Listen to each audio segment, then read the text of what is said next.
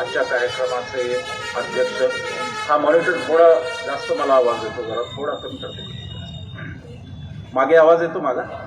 हां, आता ओके, ठीक आहे. आजच्या कार्यक्रमाचे अध्यक्ष मानवभाऊ कांबळे, त्यांच्यासोबत जे जोडनाव पिंपरी चिंचवड भागात येतं ते दुसरे आमचे सहकारी मारुतीभाऊ भापकर, माझे मित्र असीम सरोदे. या सभेच्या नियोजनात ज्यांचा खूप मोठा सहभाग आहे आणि मला सांगितलं पाहिजे की निर्भय बनवची इंडिया आघाडीबरोबरची पहिली सभा आहे, म्हणून या सगळ्या सहकाऱ्यांचा ऋणनिर्देश त्यांचं नाव घेऊन मला केला पाहिजे. त्यामध्ये काँग्रेसचे कैलासभाऊ कदम आणि सर्व सहकारी, शिवसेना ओरिजिनलचे संजोग वाघेरे भाऊ आणि त्यांचे सर्व सहकारी, राष्ट्रवादी ओरिजिनल, आपल्याबरोबर सगळे ओरिजिनल आहे, डुप्लिकेट कोणी नाही, तुषारभाऊ कामटे आणि सर्व सहकारी, शिवसेनेचे गौतम भाऊ चाबुकस्वार, सुलक्षणाताई धर, कॉम्रेड गणेश दराडे, अनिल रोहम, कम्युनिस्ट पक्षाच्या वतीने त्यांनी साथ दिली आपल्याला. आम आदमी पार्टीचे माझे मित्र चेतन बेंद्रे आणि माझे दुसरे मित्र कनिष्क जाधव, ॲडव्होकेट सतीश कांबिये, डॉक्टर मनीषा गरुड, समिता गोरे काँग्रेसच्या इथे आलेल्या आहेत, प्रकाश जाधव, माझ्याबरोबर माझे सहकारी आले उत्पल बाबा, ज्यांनी इथे 5 मिनिटं भूमिका मांडली. त्यांच्याबरोबर असलेले साहित्यिक मित्र, विनोदी साहित्यिक म्हणून ते सगळ्या महाराष्ट्राला परिचित आहेत, श्री गजू तायडे. त्यानंतर विश्वनाथ जगताप, सिद्धेश काळे, प्रवीण कदम, धनाजी येळकर पाटील आणि ढाब्यावर न नेता इथे आलेल्या पत्रकार बंधू आणि भगिनींना. पहिल्यांदा मी तुम्हाला नववर्षाच्या शुभेच्छा देतो. शुभेच्छा अशासाठी की हे आम वर्ष नाही, हे सर्वसाधारण वर्ष नाही. या वर्षात जेव्हा आपण मार्च, एप्रिल, मे जेव्हा केव्हा होतील तेव्हा ज्यावेळी आपण इलेक्ट्रॉनिक यंत्राचं बटन दाबायला जाऊ, ते मत आपण भारतीय जनता पक्ष किंवा काँग्रेसला देणार नाही. ते मत आपण मोदी शहा विरुद्ध भारतीय आम्ही भारतीय लोक यांच्यासाठी देणार आहोत. मतदान यंत्राच्या समोर तुम्ही जेव्हा जाल तेव्हा तुम्हाला कोणता पक्ष, कोणता खासदार ठरवायचा नाही आहे. तुमच्या मुलीबाळी सुरक्षित राहणारे का कुस्तीगीर महिलांसारखी त्यांची हालत होणार आहे याच्यावर तुम्हाला मतदान द्यायचं. मतदान केंद्रावर तुम्ही जेव्हा जाल तेव्हा तुम्हाला भारतीय जनता पक्ष का इंडिया असं नाही आहे. तेव्हा तुम्हाला मणिपूरमध्ये 2 भगिनींची नग्न धिंड काढून हजारोचा जमाव त्यांच्यावर बलात्कार करायला धावतो, ते पाहून तुम्हाला मतदानाला जायचं आहे. त्या अर्थाने हे वर्ष फार महत्त्वाचं आहे. 2024 हे वर्ष ठरवणार आहे की भारतामध्ये आपल्या बाबासाहेबांची राज्यघटना राहणार का भारतामध्ये मनुस्मृती येणार, हे ठरवणारं हे वर्ष आहे. आणि म्हणून या वर्षाच्या शुभेच्छा या जास्त महत्त्वाच्या आहेत. या वर्षाच्या शुभेच्छा या अनन्यसाधारण महत्त्वाच्या आहेत की तुमचं माझं आयुष्य, तुमच्या माझ्या भारताची पुढची दिशा ठरवणारं हे वर्ष आहे. आणि जर का 2024 साल आपल्या हातातून निसटलं तर ती भारतातली शेवटची निवडणूक आहे असं तुम्ही निश्चित समजा. यापुढे पुतीनसारखा फॉर्म्युला मोदी आणतील आणि इलेक्शन घेण्याची गरज राहणार नाही. एक पक्षीय सरकार हा त्याचा फॉर्म्युला नाही. मला थोडा इको येतो, थोडा कमी कर. त्या अर्थाने 2024 महत्त्वाचा आहे. आज दुसरा एक महत्त्वाचा दिवस आहे, त्याबद्दलही मला शुभेच्छा द्यायच्यात. आज पत्रकार दिन आहे आणि आपण मीडियावर खूप टीका करतो, माध्यमांवर सतत टीका करतो. मीडिया विकला गेला खरं आहे, पण मीडियाचे मालक विकले गेले. पत्रकार अजूनही चांगले आहेत, अजूनही खंबीरपणे काही लोक उभे आहेत आणि त्या पत्रकारांच्या खंबीरपणामुळे गोष्टी पुढे चालल्यात. इथे असलेले आमचे मित्र पार्थ सारथी असोत किंवा अनेक पत्रकार मित्र मला दिसत आहेत, जे पत्रकार मित्र या व्यवस्थेला अजून बळी पडलेले नाही आणि अजूनही त्यांनी हुकुमशाहीच्यासाठी आपली लेखणी सोडून दिलेली नाही, त्या पत्रकार मित्रांना माझ्या शुभेच्छा पत्रकार दिनाच्या निमित्त. 2 दिवसापूर्वी एक विशेष घटना घडली. पत्रकारांच्यावरून आलो मी प्रेस कॉन्फरन्सकडे. 2 वर्षापूर्वीचा दिवस 2 दिवसापूर्वीचा एक तारीख एक महत्त्वाची होती. ती अशासाठी महत्त्वाची होती की त्या दिवशी कोणत्याही भारतीय पंतप्रधानांनी प्रेस कॉन्फरन्स घेतल्याला 10 वर्ष पूर्ण झाली. 3 जानेवारी 1914 या दिवशी डॉक्टर मनमोहन सिंग यांनी शेवटची पत्रकार परिषद त्यांची घेतली ती त्यांची 117वी पत्रकार परिषद होती 10 वर्षातली. म्हणजे महिन्याला एक प्रेस कॉन्फरन्स ते घेत होते. मोदीजींनी आल्यापासून मोदीजी तुम्हाला सगळीकडे दिसले. असे मी सांगितलं तसं टॉयलेटच्या भिंतीवर दिसले, विमानतळावर दिसले, सगळीकडे दिसले. एकाच ठिकाणी दिसले नाही, ते म्हणजे पत्रकार परिषद. मोदीजी पत्रकार परिषदेला घाबरतात. हुकुमशहाला नेहमी पत्रकारांची भीती वाटते. हे हिटलर पासून चालू आहे, आजचं नाही. आणि म्हणून ते दिसले नाही. या देशाचं दुर्दैव असं की ज्याच्या पदव्या किती ते माहीत नाही असा एक माणूस केम्ब्रिज विद्यापीठाचा 117 पत्रकार परिषदा घेणारा, 6 मूलभूत गोष्टी आणणारा देशामध्ये. मनमोहन सिंगांनी अन्न सुरक्षा आणली, मनमोहन सिंगांनी मनरेगा आणली, मनमोहन सिंगांनी भूमी अधिग्रहण कायदा आणला, मनमोहन सिंगांनी वन हक्क आणले. अशा 6 RTI, माहितीचा अधिकार मनमोहन सिंगांनी आणला, शिक्षणाचा अधिकार मनमोहन सिंगांनी आणला. 117 परिषदा घेणाऱ्या अशा माणसाला हा देश मौनी बाबा म्हणतो. आणि ज्याच्या डिग्रीचा पत्ता नाही, जो कधी खरं बोलत नाही आणि जो एकही पत्रकार परिषद घेत नाही, त्याला विश्वगुरू म्हणतो. एवढं बौद्धिक दारिद्र्य या देशात कधी आलं याचा मी नेहमी विचारतो की हा देश कोणत्या वळणावर आहे. ज्याची पदवी माहिती नाही, ज्याच्या आयुष्यातलं काही खरं तो सांगतच नाही, अशा माणसाला आपण विश्वगुरू का म्हणतो हे मला अजूनपर्यंत कळलं नाही. पण ठीक आहे, प्रत्येक देशाच्या आयुष्यात असे कालखंड येतात. पण असे कालखंड हटवण्याची जिम्मेदारी we the people of India, आम्ही भारतीय लोक, आमची आहे. राजकीय व्यवस्था त्यांच्या परीने लढते, सगळे पक्ष लढत आहेत. आम आदमी पार्टीचंही काल मी पाहत होतो की केजरीवालांनी आता मनीष सिसोदिया यांनी चांगल्या शाळा काढल्या, त्याला आत नेला. आता केजरीवालांचे नंबर असतो. राजकीय व्यवस्था त्यांच्या पद्धतीने लढेल. पण we the people of India, आम्ही भारतीय लोक, आम्ही काय करणार हा प्रश्न आहे. म्हणून निर्भय बनो आम्ही सुरू केला. निर्भय बनोची सिद्धांत जो असा आहे की राजकीय पक्ष कोणीही विरोधात बोलला की त्याच्या विरुद्ध ED, CBI, इन्कम टॅक्स असे टपून बसले.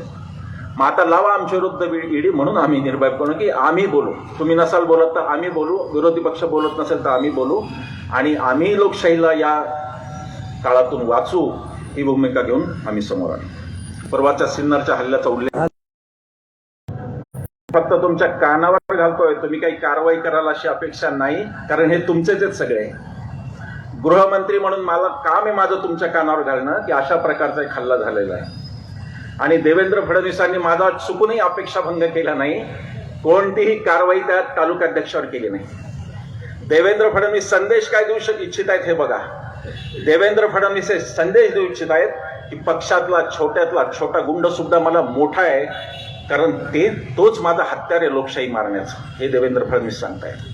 वस्तुतः कारवाई करता आली असती, तालुकाध्यक्ष काही फार मोठं पद नव्हतं. पण देवेंद्र फडणवीस संदेश देत आहेत की या देशात, या राज्यात जे जे गुंडगिरी करतील त्यांना माझं अभय आहे, त्यांना माझं संरक्षण आहे, हे देवेंद्र फडणवीस सांगतायत. हे आपण लक्षात घेतलं पाहिजे. सिन्नरचा हल्ला का झाला? मी काय बोलत होतो? मी हिंदू आहे, चांगला हिंदू आहे. भारतीय जनता पक्षाच्या अनेक नेत्यांपेक्षा मी चांगला हिंदू आहे. वेद आणि उपनिषद वाचलेला हिंदू आहे मी. मला हिंदू असण्याचा अर्थ कळलेला आहे. मला विनोबांचा हिंदू, त्याची व्याख्या मला माहिती आहे की हिंदू म्हणजे तो जो हिंसेपासून दूर राहतो तो हिंदू, हे मला माहिती आहे. तुमच्याकडून हिंदूपणा शिकण्याइतकी वाईट वेळ आमच्यावर आलेली नाही. मी हे म्हणणार होतो, माझं पुढचं वाक्य बोलू दिलं नाही. मी डीजेचा विषय काय काढला ते चेकाळले. हे हिंदुत्ववादी का डीजेवादी आहे तेच मला कळलं नाही आधी. हे डीजेवादी तर नाही. आणि मी असं म्हणालो की अनेक सभांमधून मी बोललो, इथे आज बोलत नाही, अनेक सभांमधून, की मी चांगला हिंदू आहे. राम हा माझाही देव आहे. रामनवमीला मी पण मंदिरात जातो. रामनवमीला आम्ही रामाचा पाळणा म्हणतो, रामाची आरती करतो आणि सुंठवडा खातो आणि आनंदात घरी जातो प्रसाद घेऊन. हा हिंदू आहे मी. रामनवमीला डीजे कशाला पाहिजे ते मला कळलं नाही, असं मी म्हणालो तेव्हा हा हल्ला. यांना डीजे पाहिजे, यांना अनेक गोष्टी अशा पाहिजेत ज्या हिंदू धर्माचा मूळचा भाग नाही. हिंदू धर्मात डीजे कधी नव्हता. डीजेचं उत्पादन आता कधीतरी सुरू. मी त्यांना असं म्हणतो, पुन्हा आज सांगतो, माझ्यावर हल्ला करणाऱ्यांना मी सांगतो की मी हिंदू आहे, पण नथुरामाचा हिंदू मी नाही. मी गांधीजींचा हिंदू आहे. गांधीजींची सभा सकाळी रामनामाच्या प्रार्थनेने सुरू व्हायची. गांधीजींची सकाळ सभा प्रार्थना सभेने, आणि गांधीजींचा दिवसाचा शेवट सुद्धा प्रार्थनेत व्हायचा. तो हिंदू मी आहे. नथुरामाचा हिंदुत्व मला मान्य नाही. नथुराम हिंदू असेल आणि तुम्ही त्याच्यासारखा हिंदू मला बनवायला पाहाल तर मी तो बनणार नाही. माझा हिंदू असण्याचा अर्थ उदात्त आहे, वेगळा आहे, तो तुमच्या लक्षातही येणार नाही इतका प्रश्न. हिंदूंना मारणारा हिंदू मी नाही. नथुरामला राग कोणाचा होता? बॅरिस्टर जिनांचा होता ना. पाकिस्तानची निर्मिती जिनांनी केली ना. नथुरामनी जिनांना मारायला पाहिजे, त्यांनी हिंदू गांधीच मारला. आतापर्यंत यांचा इतिहास आहे, हे हिंदूंनाच मारत आले. पानसरे पण हिंदू होते, दाभोळकर पण हिंदू होते, गौरी लंकेश पण हिंदू होते, सगळेच हिंदू होते, कलबुर्गी पण हिंदू होते. हिंदूंना मारणारे हिंदू आम्हाला व्हायचं नाही, हे लक्षात घ्या. आणि म्हणून आमचा धर्म आम्ही तुमच्या हातात जाऊ देणार नाही. राजकारणासाठी जर त्याचा वापर करायचा असेल तर आम्ही ते होऊ देणार नाही. हिंदू धर्माचा मूळ आशय आम्ही तुम्हाला जाणार. तुम्हाला जर ओलांडून जायचं असेल तर तुम्हाला ज्ञानोबा आणि तुकोबांना ओलांडून जावं लागेल.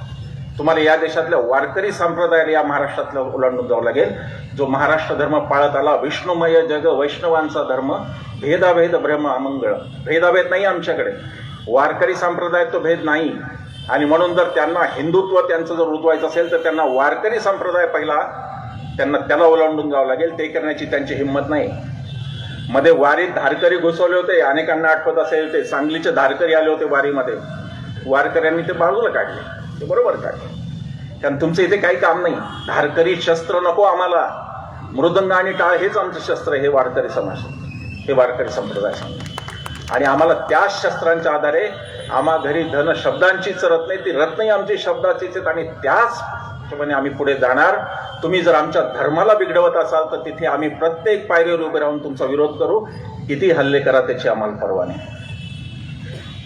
गांधीजींना का मारलं? 55 कोटीचे बळी वगैरे ते खोटे पुस्तकं येतात बाजारात. 55 कोटीचा काही संबंध नव्हता गांधीजींना मारायचा. 55 कोटींचा आणि गांधीचा कधीच काही संबंध नव्हता. त्याच्या आधी 6 प्रयत्न झाले गांधीजींना मारायचे. 6 प्रयत्न. महाबळेश्वर वाई पाचगणीला सुद्धा तो प्रयोग झाला. का गांधी का मारायचा? कारण गांधी खरा हिंदू होता. या देशातल्या हिंदूंचा नेता गांधी होता. फाळणीच्या वाटाघाटी झाल्या तेव्हा हिंदूंचा पक्ष म्हणून काँग्रेस आणि गांधी होते, आणि मुस्लिम लीग हा मुस्लिमांचा पक्ष म्हणून जिना तिथे होते. गांधी मरत नाही तोपर्यंत आपली सत्ता येत नाही हे यांनाही माहिती होतं, मुस्लिम लीगलाही माहिती होतं. आणि म्हणून दोघांचे शत्रू होते गांधी. हिंदू महासभेने मुस्लिम लीग बरोबर युती करून निवडणुका लढवलेल्या आहेत. आता हा इतिहास कोणी सांगत नाही. आता आजकाल 3 प्रांतात प्रांतिक निवडणुका लढवलेल्या आहेत यांनी. यांचा शत्रू गांधी होता. सावरकरांचाही शत्रू गांधी, जिनाचाही शत्रू गांधी. कारण गांधी गेल्याशिवाय आपली सत्ता येत नाही हे धर्मांध लोकांना माहिती होतं. आणि म्हणून गांधी काय म्हणाले? 55 कोटीचा गांधीचा संबंध काय? गांधीजी एवढंच म्हणाले, झालं असं होतं की आपला 400 कोटीचा खजिना होता जेव्हा इंग्रजांनी देश सोडला. पाकिस्तानने बराच मोठा दावा केला होता, पण आपल्या नेत्यांनी त्यांचा दावा 75 कोटीवर, बाबासाहेब सुद्धा त्या वाटाघाटींमध्ये होते, 75 कोटींवर आणून ठेवला होता. बाकीचे सगळे पैसे भारताला मिळाले. 55 कोटी मधले 20 कोटी आपण त्यांना दिले होते. आणि नेहरू आणि पटेल असं म्हणत होते की उरलेले पाकिस्तानला आपण देऊ नयेत, कारण पाकिस्तान घुसखोरी करण्याचा प्रयत्न करतो. त्याच्यावर गांधीजी एवढंच म्हणाले की तो जो करार आहे तो आपण स्वतंत्र भारताने दुसऱ्या कोणत्या तरी राष्ट्राबरोबर केलेला पहिला आंतरराष्ट्रीय करार आहे, आणि तो जर मोडला तर जगात आपली नाचक्की होईल, म्हणून ते देऊन टाका. यावर 55 कोटीचा गांधीजींचा काही संबंध नाही. पण खोटं नाटक पसरवायचं, 55 कोटीचे बळी वगैरे पुस्तकं समाजात भ्रम निर्माण करायचा, हे सगळं कारस्थान चालू आहे. बाबासाहेबांनी हिंदू कोड बिल आणलं 1951ला. उद्देश काय होता? हिंदू मधल्या मुलींना सुद्धा वाटणी मिळावी हा उद्देश होता हिंदू कोड बिलाचा. उदात्त उद्देश होता की मुलगा आणि मुलगी सारखे. हे बाबासाहेबांना आपण महामानव का म्हणतो लक्षात घे. हे 51 साली बाबासाहेब बोलत, जे आपल्याला आज 95ला आपण कायदा केला, तो 91 साली डॉक्टर बाबासाहेब आंबेडकर म्हणत होते की हिंदू कोड बिल. या हिंदू कोड बिलाच्या यांनी होळी केलेली आहे. श्यामाप्रसाद मुखर्जींनी होळी केली, संघांनी होळी केली, सगळ्यांनी होळी केली. का केली? आता थाटात हेडगेवार, गोळवलकर आणि आंबेडकर असं लावतात. यांच्यात नावात शेवटी कर हे सोडलं तर दुसरं काही साम्य नाही. बाबासाहेबांचा फोटो यांनी वापरला की माझं तर डोकं, कोणत्या कारणासाठी तुम्ही वापरता, काय साम्य आहे म्हणून तुम्ही वापरता. पण हे भ्रमात टाकणे, इकडे हिंदू कोड बिलाला विरोध करायचा, त्याची होळी करायची, आणि पुन्हा म्हणायचं बाबासाहेब आमचेच. म्हणजे नेत्यांचे विचार घ्यायचे नाही, तर नेत्यांचा फक्त वापर करायचा. उधनमारी चालू आहे. सरदार पटेलांची पळवापळवी सगळ्यांची चालू आहे. मी गावाकडून येतो मराठवाड्यात, आमच्याकडे जर स्वतःचा पोरगा ढ असला तर दुसरा चांगला मार्क घेणारा पोरा असला तर म्हणतात नाही ते आमचे भाऊकीच आहेत. तर तसाही यांचं बाबासाहेबांच्या बाबतीत, तसाही यांचा सरदार पटेलांच्या बाबतीत. सरदार पटेलांचा भव्य पुतळा उभा केला. त्यांना सरदार पटेल कळले का? गांधीजींची हत्या जेव्हा झाली बिर्ला हाऊसमध्ये, तेव्हा काँग्रेसचे कार्यकर्ते मोठ्या संख्येने जमले की इथे गांधीजींचं स्मारक करायचं. त्याच्यावरती फार मोठा पत्रव्यवहार सरदार पटेल आणि नेहरूंचा आहे. आणि सरदार शेवटच्या पत्रात म्हणतात की गांधीजींचं, बापूंचं स्मारक हे दगडविटांचं आणि पुतळ्याचं असू शकत नाही, असं सरदार म्हणतात. त्यांचं काम हे त्यांचं स्मारक, आणि त्याच सरदारांचा यांनी पुतळा केला. राष्ट्रपुरुष वापरायचे, त्यांचं तत्वज्ञान घ्यायचं नाही, त्यांचा विचार घ्यायचा नाही, त्यांचा फक्त वापर करायचा आणि आपल्याला शिकवायचं. आता हेच आपल्याला शिकवायला लागले, घर घर तिरंगा. अरे तुम्ही आत्ता लावला नाशिक तुमच्या नागपूरच्या कार्यालयावर, आमच्याकडे 42 पासून लागतो तिरंगा, चले जाव चळवळीपासून. कोणाला सांगता? तुम्ही आत्ता शिकलात. परवा तुमची सत्ता आल्यावर लोक कोर्टात गेले तेव्हा संघाने झेंडा लावला तिरंगी. तोपर्यंत तिरंग्याचा यांचा काही संबंध नव्हता. स्वातंत्र्य आंदोलनात त्यांचा काही संबंध नव्हता. परवा एक व्हॉट्सअपवर जोक फिरत होता की पेट्रोल पंपावरचा मुलगा म्हणतो की हो साहेब, पेट्रोल भरायला सुरुवात करतो, जरा संघाचं योगदान पाहून घ्या. ते म्हणले म्हणजे काय? म्हणजे 0 पाहून घ्या. म्हणलं दुसरं काय पाहून घ्या? कुठे होते हे स्वातंत्र्य आंदोलनात? कुठे लपले होते हे 42च्या चले जाव चळवळीत? त्याला विरोध करत होते, इंग्रजांना मदत करत होते. आज आम्हाला हे देश शिकवणार, राष्ट्र शिकवणार, राष्ट्रभक्ती म्हणून काय शिकवणार? अरे 42 पासून आमच्याकडे तिरंगा आहे. तुम्ही घाबरून पळून जात होता, पोलीस आले तर तेव्हापासून आमच्याकडे तिरंगा आहे. आम्हाला तिरंग्याचं तुमच्याकडून शिकायचं काही कारण नाही. विचित्र प्रकारची स्थिती देशात आहे की राष्ट्रवाद, राष्ट्र वगैरे हे आपल्याला शिकवत आहेत, ज्यांनी राष्ट्रपित्याला गोळी घातली, राष्ट्रभाषेचा कायम दुस्वासही केला, राष्ट्रगीताचा दुस्वास केला आणि अनेक बाबतीत तुम्ही पहा राष्ट्रध्वजाचा सुद्धा यांनी दुस्वास केला. बाबासाहेबांच्या नावाने खोटं पसरवण्याचा प्रयत्न केला. आम्ही सगळ्या ठिकाणी सत्य सांगतो. खरं म्हणजे बाबासाहेबांना भगवा हाच राष्ट्रीय ध्वज करायचा होता, असं एक खोटं नेहमीच पसरवलं. हिंदू महासभेचं एक प्रतिनिधी मंडळ बाबासाहेबांना विमानतळावर भेटलं, निवेदन देत असत. मंत्री होते बाबासाहेब, निवेदन घ्यावंच लागतं ना सगळ्यांचं. निवेदन दिलं की हा झेंडा असावा, बाबासाहेबांनी घेऊन बाजूला ठेवला. भारतीय राज्यघटनेने मान्य केलेला ध्वज हा फक्त तिरंगा ध्वज आहे. सांगलीत रॅली निघाली 15 ऑगस्टला, डोकं फिरतं. सांगलीत रॅली निघाली 15 ऑगस्टला, भगवा ध्वज घेऊन की भगवा आमचा झेंडा आहे. हे यांचं तिरंग्यावरचं प्रेम आहे. 10 तोंडांनी हे बोलणार, यांची 10 माणसं तिरंग्याला विरोध करणार आणि एक माणूस वरचा सांगणार घर घर तिरंगा, हर घर तिरंगा.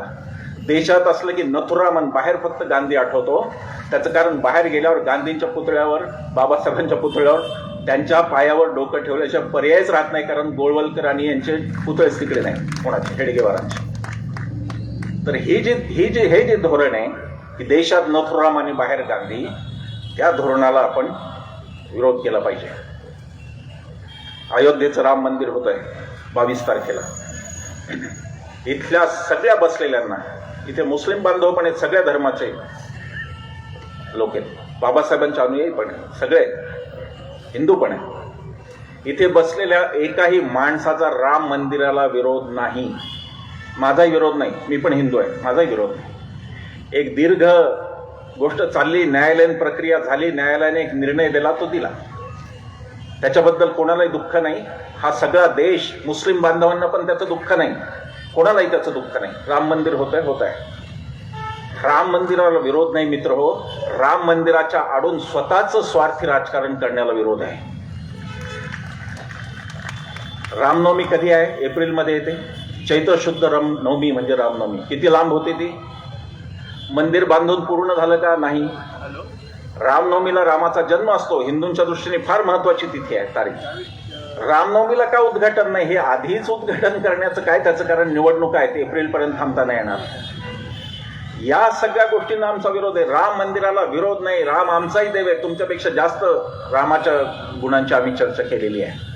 अरे या देशात तुम्ही काहीच केलेलं नाही हिंदुत्ववाद्यांनी. या देशात गीत रामायण लिहिणारा माणूस काँग्रेसचा आमदार होता, गदी माडगुळकर, काँग्रेसचा आमदार होता. या देशात विनोबांनी गीतेवर भाष्य केलं, गांधीजींनी केलं, नेहरूंनी केलं, काँग्रेसच्या अनेक नेत्यांनी केलं. बाळासाहेब भारतेपासून जिचकारांपर्यंत ती परंपरा आहे काँग्रेसची. गीतेचं भाषांतर त्यांनी केलं, गीतेवरचं विवेचन त्यांनी केलं, कोणत्या हिंदुत्ववाद्यांनी केलेलं नाही. मला गोळवलकर, हेडगेवार, देवरस कोणाचंही पुस्तक दाखवा गीतेचं काही विवेचन केलेलं तर मी शरण यायला तयार नाही आहे. यांना धर्माचा आशय नकोय. धर्म फक्त राजकारणासाठी पाहिजे, लोकांची विभागणी करण्यासाठी पाहिजे. हिंदू मुस्लिम, हिंदू दलित, मुस्लिम दलित हे करण्यासाठी धर्म पाहिजे. हे आमचं दुःख आहे. जाहिरात आली रामाची, मला गंमत वाटते. दुसऱ्या कोणत्या पक्षाने केलं असतं तर ती भक्त मंडळी चौताळली असती. असं कसं केलं म्हणून? जाहिरात रामाची, त्याच्यात मोदीजी, चांगले मोठे मोदीजी उभे आहेत आणि ते बालरामाला धरून नेत आहेत तिकडे मंदिराकडे. अरे जो जगाला नेतो सगळ्या, त्यांना तुम्ही हात धरून नेणार काय?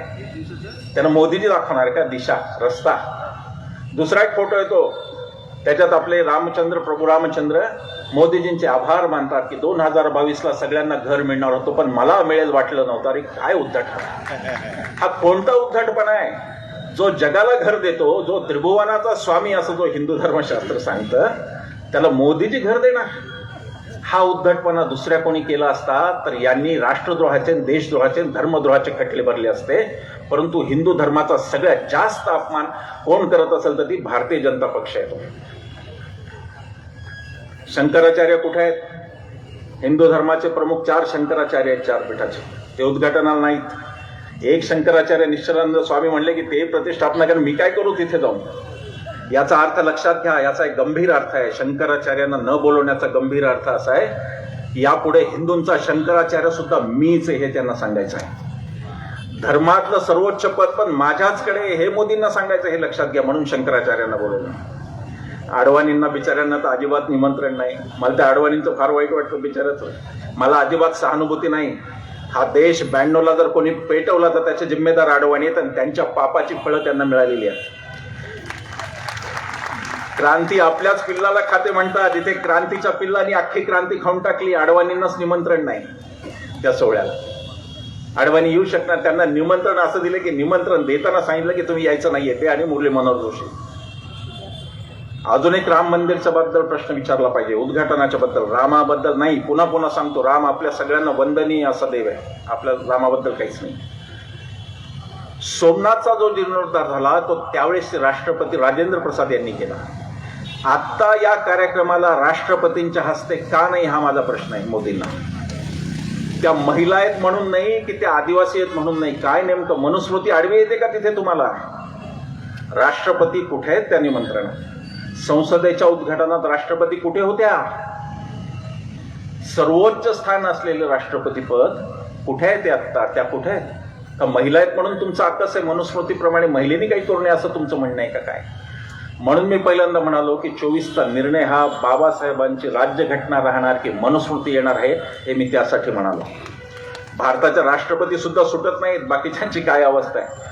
त्या रेसलिंग चॅम्पियन आणि काय महिला मणिपूरच्या ते सोडा. भारताच्या राष्ट्रपतीवर अन्याय होतोय महिला असल्याचा. बाकी काय बोलायचं? अजून एक प्रश्न आहे माझा भारतीय जनता पक्षाला, मोदीजींना. 5 जण गर्भगृहात प्रवेश करून पूजा करणार आहेत. त्यात मोहन भागवत कोणत्या अधिकारात येणार आहेत? सरसंघचालक कोणत्या अधिकारात येणार आहेत? देशभर हजारो संघटना आहेत, त्यांचे प्रतिनिधी कुठे आहेत? मोहन भागवत तिथे कशासाठी येणार आहेत? बाकीचे प्रतिनिधी कुठे आहेत? हाही प्रश्न आपण विचारला पाहिजे. उद्धव ठाकरेंना निमंत्रण दिलं नाही. बाबरी मशीद पाडणं ही अतिशय चुकीची घटना होती. याबद्दल निस्सिंद पण मी सांगतो की ती अतिशय चुकीची घटना होती. पण ती पाडल्यानंतर आडवाणी आणि वाजपेयींनी अश्रू ढाळले होते संसदेत. ये नहीं होना चाहिए था, ये गलत हो गया. आणि बाळासाहेब तेव्हा म्हणले होते की ही हो मी पाडलं. आता ते बाबरी पाडण्याचं श्रेय काय हा हिंदुत्ववाद्यांचा प्रश्न आहे, तो माझा प्रश्न नाही. परंतु शिवसेनेला निमंत्रण न देणं, सगळ्यांना दिलं, उद्धव ठाकरेंना दिलं नाही, याच्या मागचा दुष्टपणा लक्षात घ्या. याच्या मागे केवळ उद्धव ठाकरेंचा द्वेष नाही, याच्या मागे महाराष्ट्राचा द्वेष आहे, हे लक्षात घ्या. हे महाराष्ट्रद्रोह आहे हा यांचा, की महाराष्ट्र त्यांच्या साच्यात बसत नाही म्हणून ते आहे. महाराष्ट्राचं उत्तर प्रदेशीकरण करण्याचं, उत्तर प्रदेशच्या बद्दल मला आकस नाही. उत्तर प्रदेशची जनता ही आपलीच जनता आहे. पण जे राजकारण भारतीय जनता पक्ष उत्तर प्रदेशात करतो तेच राजकारण त्यांना महाराष्ट्रात करायचंय, म्हणून उद्धव ठाकरेंना निमंत्रण नाही. उद्धव ठाकरेंचं मी अभिनंदन करतो. आज त्यांनी अतिशय समंजस भूमिका घेतली. त्यांनी सांगितलं की मला त्या वादात पडायचं नाही, राम मंदिर होते चांगली गोष्ट आहे. बाबासाहेबांनी जिथे सत्याग्रह केला मंदिर प्रवेशाचा, त्या काळाराम मंदिरात उद्धव ठाकरे जाणारे, त्याच्यासाठी मी त्यांचं अभिनंदन करतो. वंचित आणि उपेक्षितांच्या बाजूने उभे राहणारे बाबासाहेब, ज्यांनी त्या काळाराम मंदिराची सोडवणूक केली, तिथे उद्धव ठाकरे जाणार आहेत, याचा मला भरपूर आनंद आहे. एक कोणीतरी समंजस भूमिका घेऊन काम करत आहे. जर विचार करा, कोविड काळात आजचं सरकार असतं श्रीमान शिंदे साहेबांचं, मला एक अजून मुद्दा सुरुवातीला बोलायचा होता, तो विसरला होतो, तर आता बोलतो. तुम्ही सगळे जे उपस्थित राहिला, यातल्या कोणाला चहाचा कप सुद्धा निर्भय बनवून दिलेला नाही. इथे आज दोन महानुभावांच्या सभा आहेत.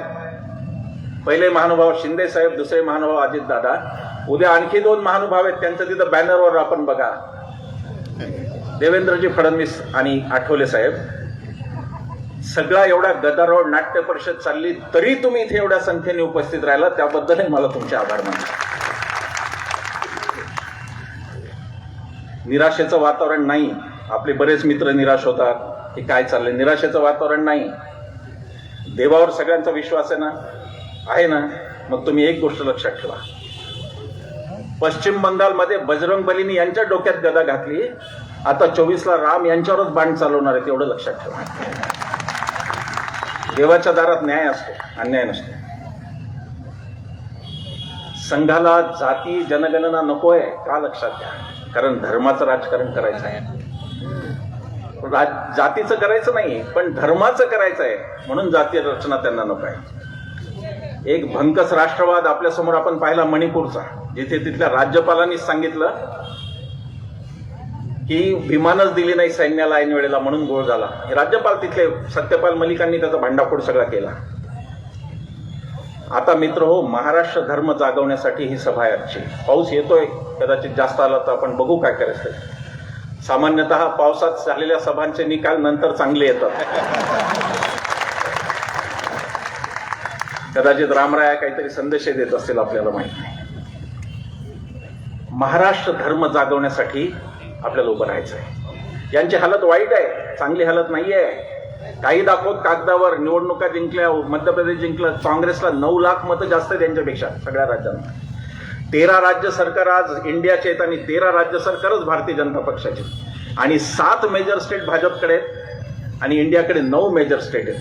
स्थिती घाबरण्यासारखी नाही. आकडेवारीवर मी येईन जर पाऊस नाही आला तर. स्थिती घाबरण्यासारखी नाही. आता सगळं महाराष्ट्रावर आहे. 48 जागा महाराष्ट्राच्या यांना का पाहिजेत, त्याचं कारण असं आहे की या 48 जागा देशाचं भवितव्य ठरवणार आहेत. या 48 जागांचं संतुलन दक्षिणेच्या बाजूने राहिलं तर भारतीय जनता सफाचक झाला, भारतीय जनता पक्ष समजा, आणि उत्तरेच्या बाजूने राहिला तर पुन्हा मोदी शहा आले समजा. ही महाराष्ट्राची आत्ताची भूमिका आहे. महाराष्ट्राचा एवढा मोठा भाग 48 खासदारांचा, त्याच्यासाठी तुम्ही आणि मी मैदानात. त्यासाठी आपण हे लढतोय, त्यासाठी आपण लढतोय की 48 जागांचा जो प्रश्न आहे, त्या 48 जागांवर आपल्याला जिंकायचं आहे, म्हणून आपण लढतो. ही एक राजकीय लढाई आहे. आम्ही सामाजिक वगैरे काढून टाकलं ते मागेच. आम्ही स्वच्छ राजकीय भूमिका घेऊन आहे. आता मी उभा आहे सामाजिक कार्यकर्ता म्हणून नाही, असीम पण सामाजिक नाही, मानव भाव पण नाही, मारुती भाव पण नाही. आता आपण सगळे राजकीय कार्यकर्ते आहोत आणि 24 वाचवण्यासाठी आपण राज्य कार्यकर्ते आहोत. आणि ते आपण काय काय गोष्टी घडतात या देशात, सुरू ठेवायचे का? माझी तयारी आहे. बसणार आहात का?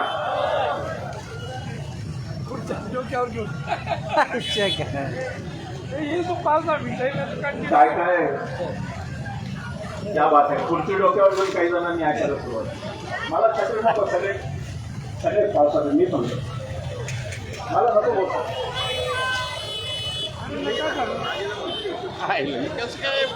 अनेक गोष्टी या देशामध्ये घडल्या. घडत आहे.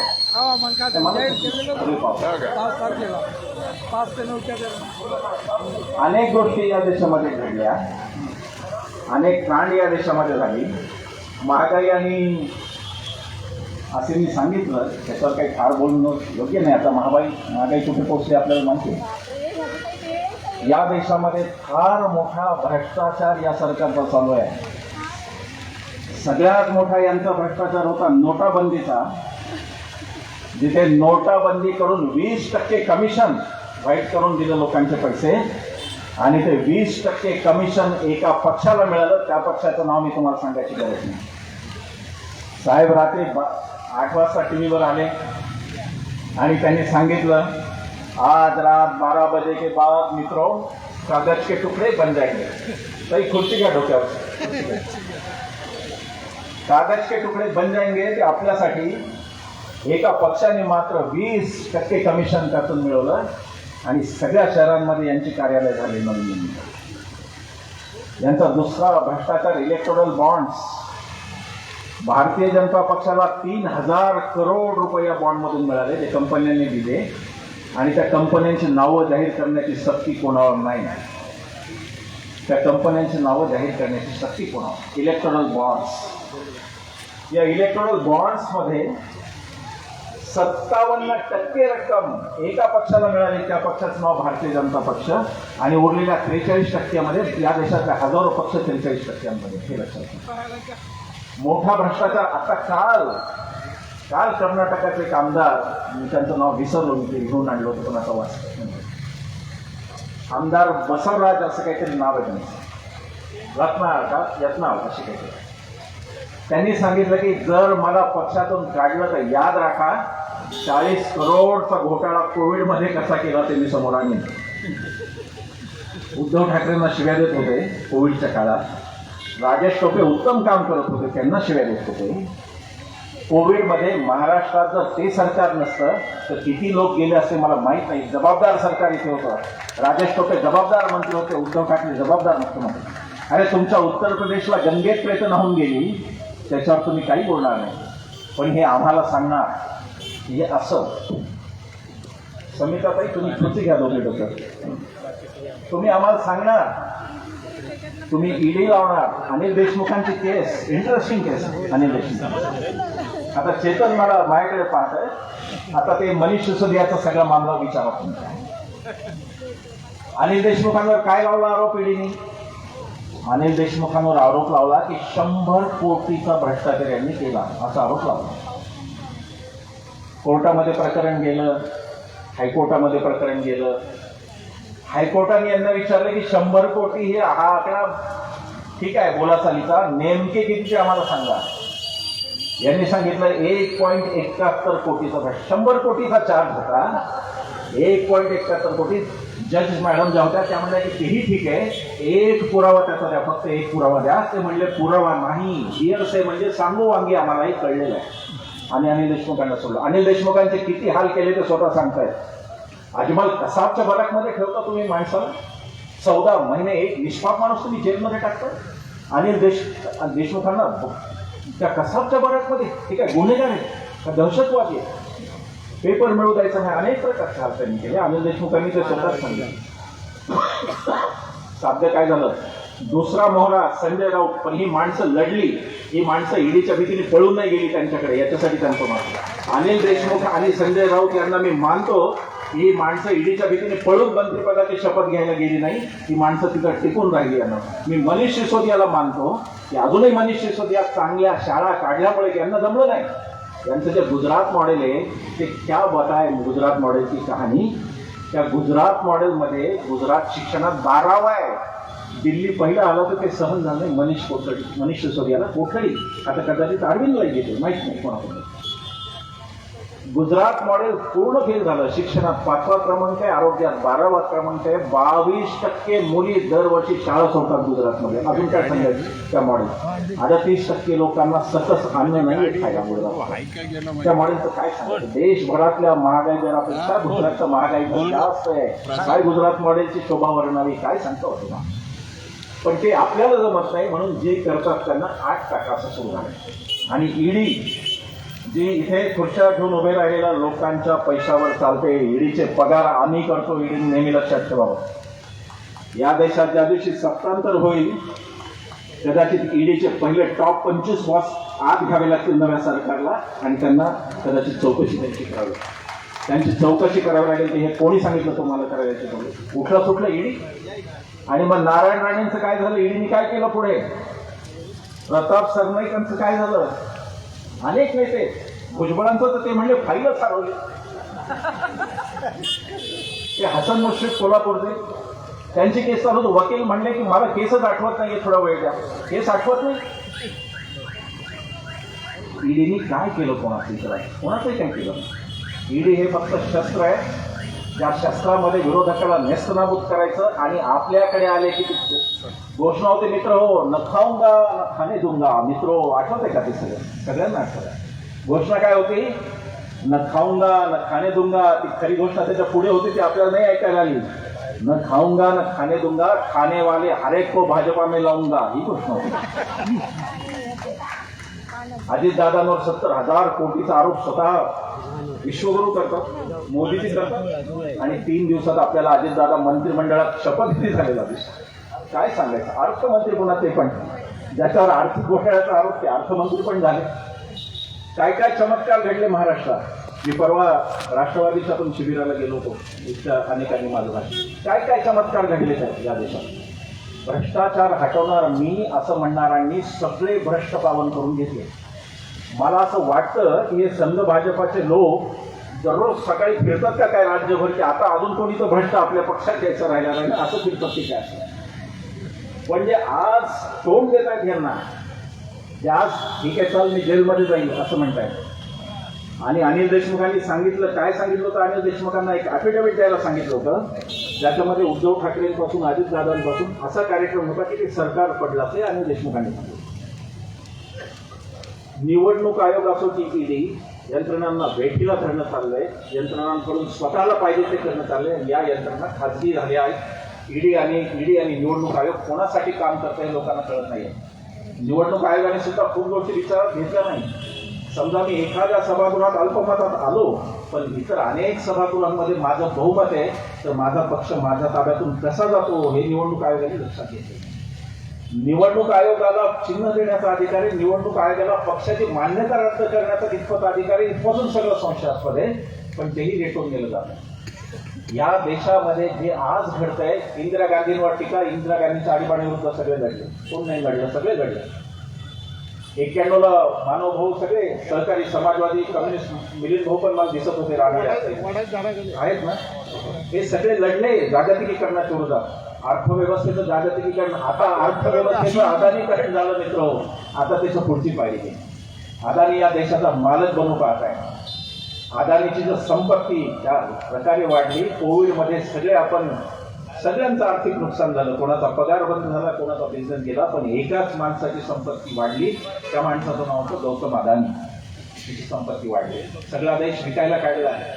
मुंबईचा एअरपोर्ट, मुंबईचा विमानतळ जीबीके कंपनीला अक्षरशः डोक्याला बंदूक लावून घेतलेला आहे. जीबीकेचा एअरपोर्ट मुंबईचा, सगळे एअरपोर्ट अदानीच्या मालकीचे करायचा घाटे, सगळी जहाजांचे सगळे तळ अदानीचे, रेल्वे अदानीची, सर्व काही अदानीचे, कारण मेन बॉसच त्यांचा आहे.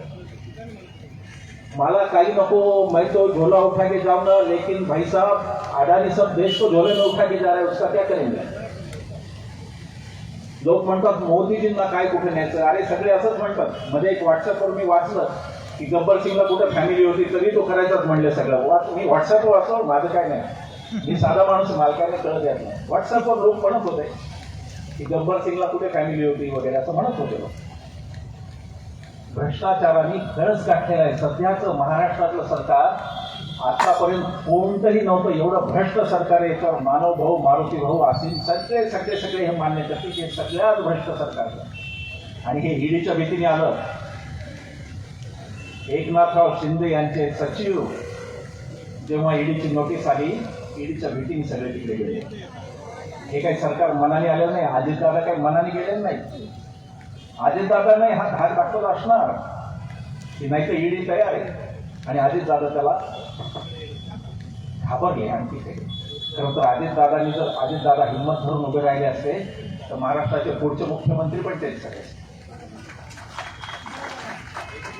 एक शिवचरित्रात एक वाक्य मी कधीतरी कोणाचं वाचलं होतं की अविचार कैसा केला सरे पोरा, कोणाच्या रे दारात गेला असतो.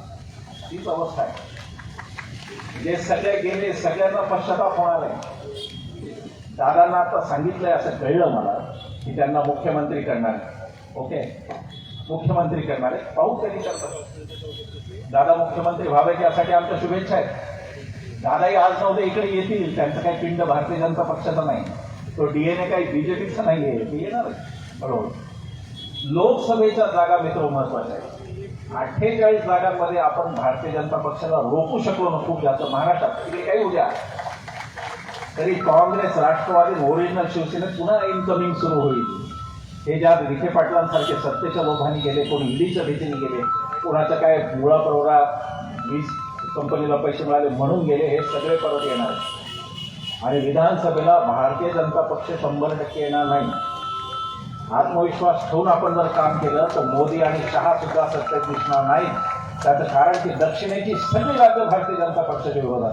दक्षिणे त्यांना पाय ठेवायला जागा नाही, कर्नाटक होतं ते सुद्धा.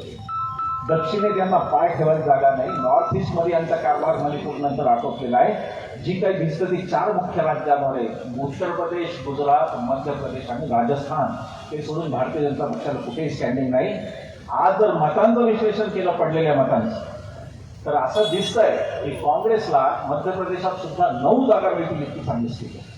जर तुम्ही विधानसभेची मतं जरी तेवढीच कशी राहिली तरी घेतलं तरी ती जागा, तेव्हा निराश होण्याचं काही कारण नाही. भारतीय जनता पक्षाचा आजचा आकडा 270चा आहे आणि इंडियाचा आकडा 205च्या आसपासचा आहे. 85चा फरक आहे. त्यात 48चा महाराष्ट्र उभा आहे.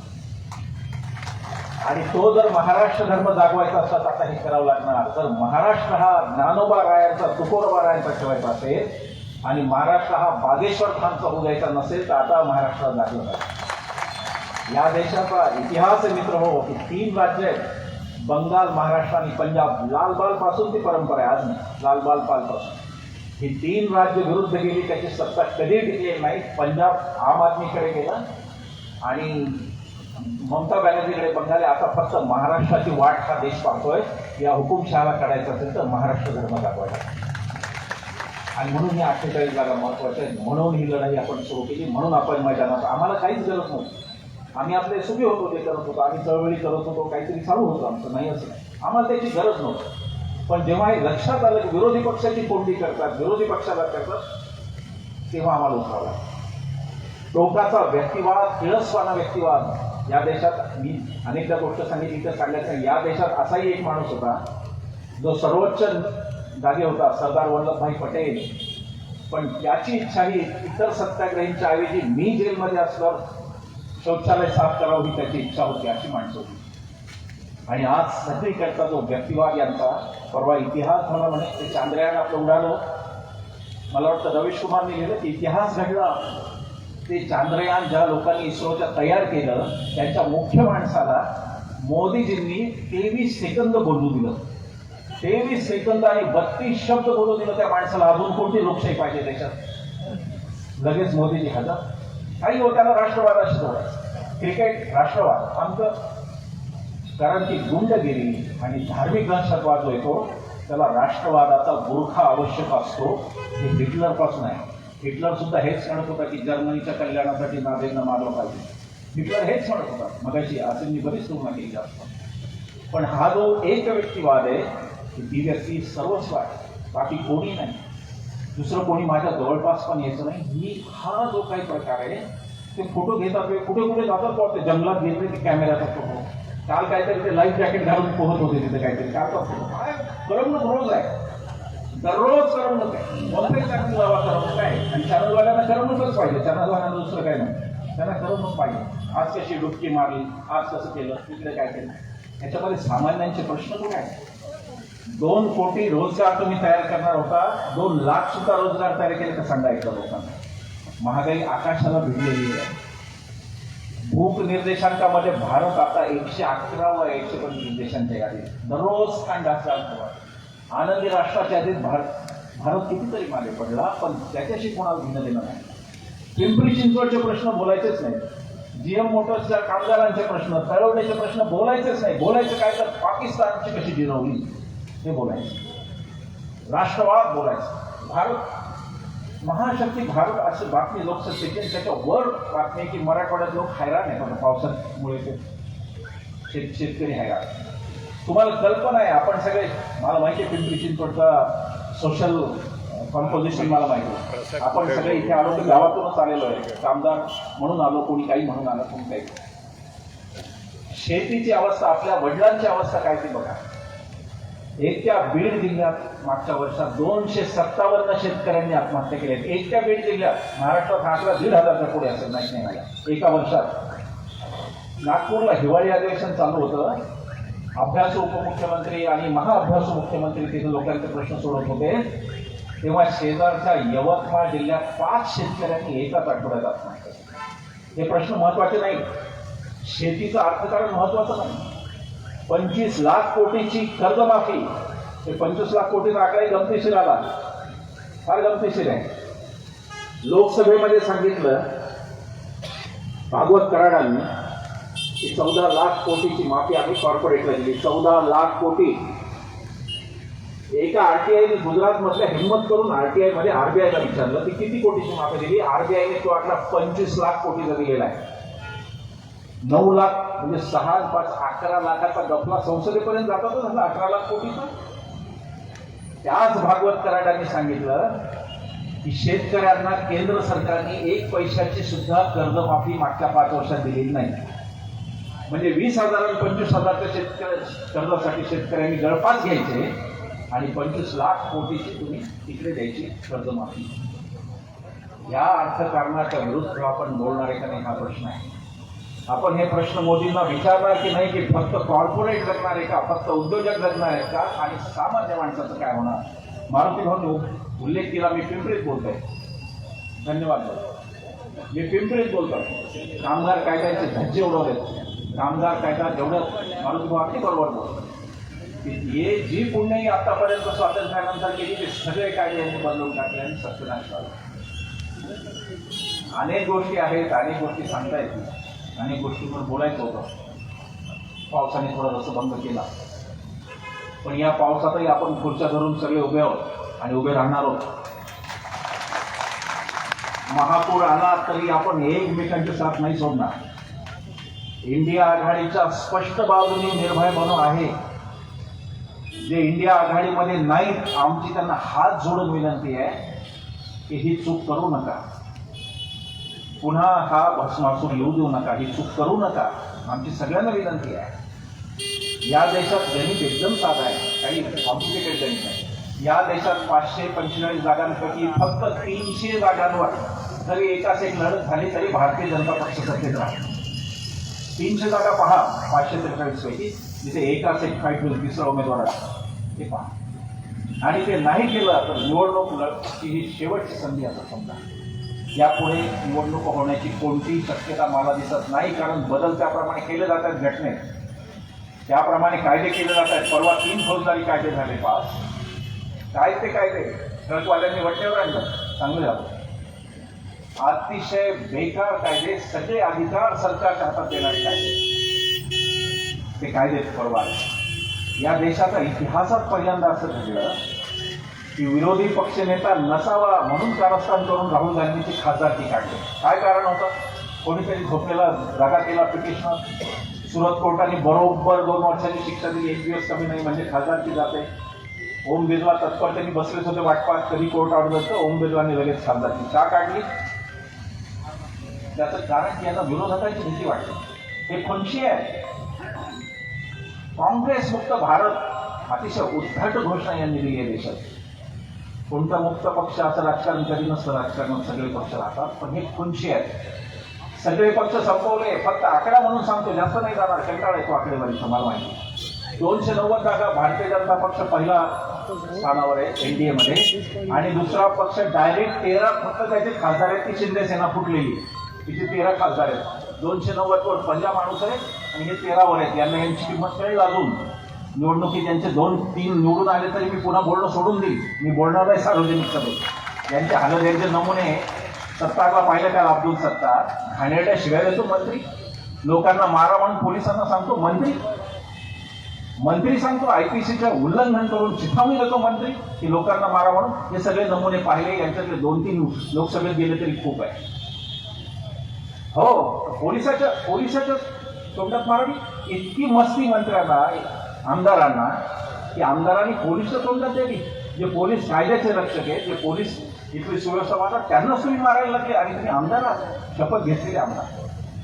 290 नंतर 13, त्याच्यानंतर डायरेक्ट 5 वरचा पक्ष आहे ते आपला दल का काहीतरी त्याचं नाव. एनडीए संपलेला आहे. भारतीय जनता पक्षाने सगळ्यांना खाऊन टाकलं.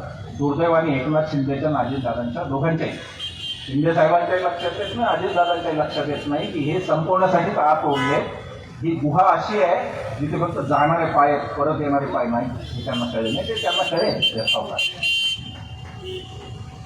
एनडीए पूर्ण संपलेला आहे आणि अंकगणित आज भारतीय जनता पक्षाच्या बाजूनी नाही. मित्र हो, हा आत्मविश्वास तुम्ही धरा आणि हा सगळ्या राजकीय पक्षांना द्या की मोदी शहा हरू शकतात हे सांगा. आणि त्यांनी माना टाकलेला आहे असं मला वाटतं, विरोधच करत नाही. तशी परिस्थिती नाही. मोदी शहा हरू शकतात, ते हरणार आहे. लोकांना व्यक्तिवादाची किळस येते इथे. एकच व्यक्ती जेव्हा येतो तेव्हा लोकांना त्याचाही कंटाळायचा असतो. तोही दौर भारताच्या राजकारणात आलेला आहे हे तुम्ही लक्षात घ्या. आणि जे काही जो भ्रष्टाचार, अर्थकारणाची लागलेली वाढ, महागाई, या सगळ्या प्रश्नांनी जनता त्रस्त आहेच. जनता यांना घालवायला उत्सुक आहे. फक्त आपण सगळ्यांनी एक राहून हे मिशन म्हणून करायचं. आम्हाला कोणतीही सत्ता लालसा नाही. मी काल राष्ट्रवादीच्या शिबिरात असंही म्हणालो की कदाचित मोदी शहा हरल्यानंतर मी निवृत्ती पण घेईन, मला त्याचे काही नाही. आता पोपटाचा एकच डोळा दिसतो, म्हणजे भारताची लोकशाही आणि भारताचं संविधान वाचवणं, याच्याशिवाय दुसरा पोपटाचा डोळा असतो. आणि त्यात आपण सगळेजण, तुम्ही, मी, आम्ही भारतीय, आपल्याला एवढंच पाहायचं आहे की ही निवडणूक मोदी शहा विरुद्ध काँग्रेस, राष्ट्रवादी, शिवसेना अशी होणार नसून ही निवडणूक मोदी शहा विरुद्ध आम्ही भारतीय लोक अशी होणं, एवढंच आपल्याला पाहायचं आहे. त्यापेक्षा दुसरी कोणतीही भूमिका नाही. तुम्ही पावसात खुर्च्या उचलून तुम्ही ऐकलं, अत्यंत भारावून टाकणारी गोष्ट आहे मला. हे तुमचं प्रेम असंच राहू द्या. मला तुमच्या प्रेमाशिवाय तर काहीही नको, एवढंच सांगतो आणि थांबतो. धन्यवाद.